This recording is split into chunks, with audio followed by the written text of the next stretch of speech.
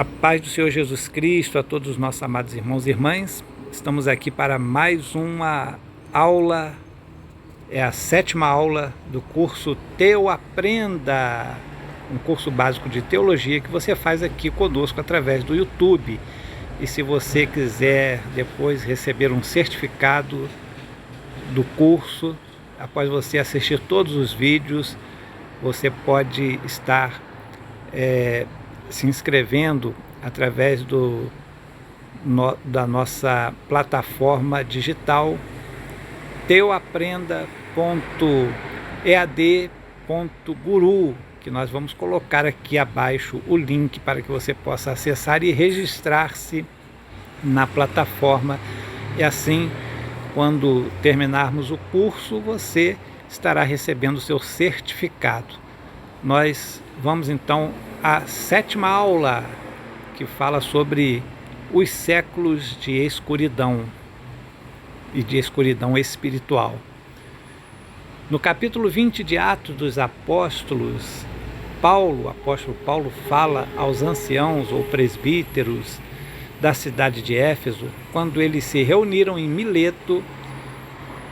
Ele fala o seguinte: depois da minha partida entrarão no meio de vós lobos cruéis, que não perdoarão o rebanho, ou seja, a igreja, e que dentre vós mesmos se levantarão homens que falarão coisas perversas, vão perverter as palavras de Deus, para atraírem os discípulos após si. Portanto, vigiai, lembrando-vos que durante 3 anos não vos cessei, noite e dia, dia de moestar, com lágrimas a cada um de vós.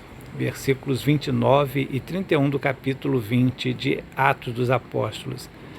E realmente foi o que aconteceu na história do primeiro século em diante, até os dias atuais.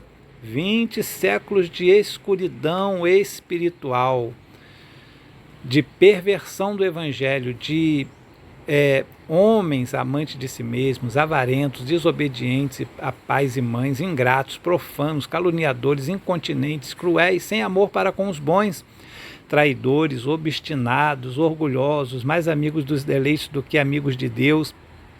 Sim, homens que têm aparência de piedade, mas negam a eficácia dela.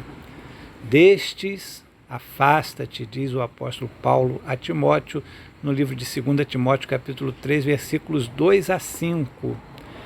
A história comprova isso que nós acabamos de ler. Surgiram muitos que dentre os próprios discípulos se apoderaram e foram colocados e aceitos como líderes, mas, no entanto, distorceram as palavras do evangelho, ensinaram doutrinas humanas e com muita astúcia conseguiram perverter o real sentido das palavras proclamadas no princípio pelos apóstolos, que ensinaram acerca de Jesus Cristo, uma introdução de doutrinas diversas foram sendo arranjadas através da filosofia humana, que passou a ser o assunto das reuniões de líderes ou das lideranças nas igrejas locais. Na história do cristianismo, os primeiros 7 concílios ecumênicos, ou seja, os concílios que englobavam a totalidade, ou seja, eram mundiais, para o Império Romano principalmente, incluía pessoas de todo o Império Romano, iam líderes, representantes de todo o Império, que a igreja já estava nessa época estatizada. A igreja era um braço do Estado romano, do Império Romano. E então, nos 7 concílios ecumênicos, começando no primeiro concílio de Nicéia, no ano 325, e terminando no concílio de Nicéia, de novo, em 787, são os concílios ecumênicos que representam, quando vistos em conjunto, a tentativa de alcançar alguma forma de consenso ortodoxo para se estabelecer uma cristandade unida. Olha só o que diz aqui, não são minhas palavras, mas são palavras da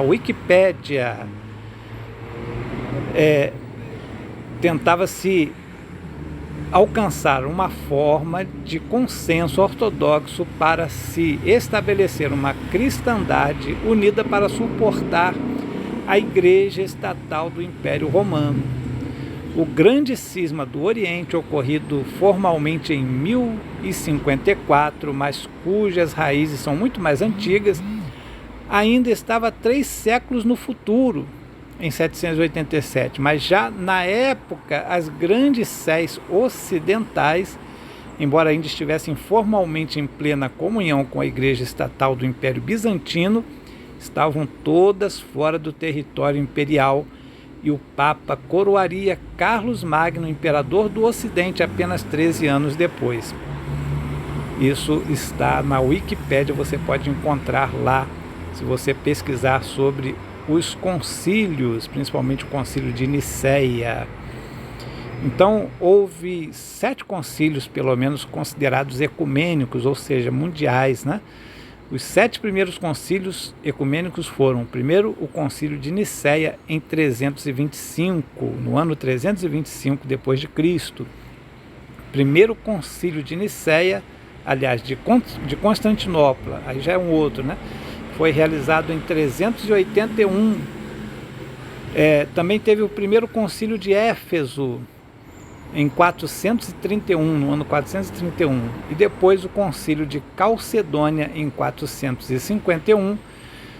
Também teve o segundo concílio de Constantinopla, em 553, no ano 553. E também o terceiro concílio de Constantinopla, em 680. Também houve o sétimo, o segundo concílio de Nicéia, em 787. Porém, como já dito, eles não são todos universalmente aceitos como sendo ecumênicos. A Igreja do Oriente aceita apenas os 2 primeiros, e a ortodoxa oriental apenas os 3 primeiros. Os antitrinitários, como os unitarianos, mormons, quakers, cristadelfianos e testemunhos de Jeová, rejeitam todos os 7.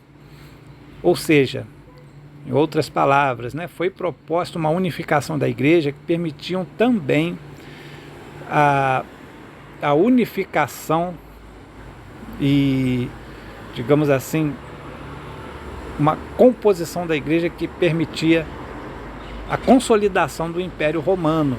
A igreja se tornou um braço do Estado, já não havia consenso entre os líderes e foi imposta uma forma de pensar as Escrituras.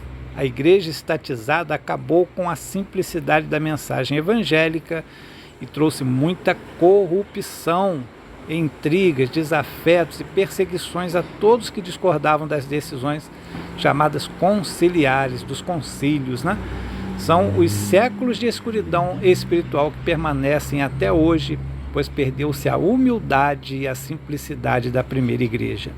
É isso aí, meus amigos, esse foi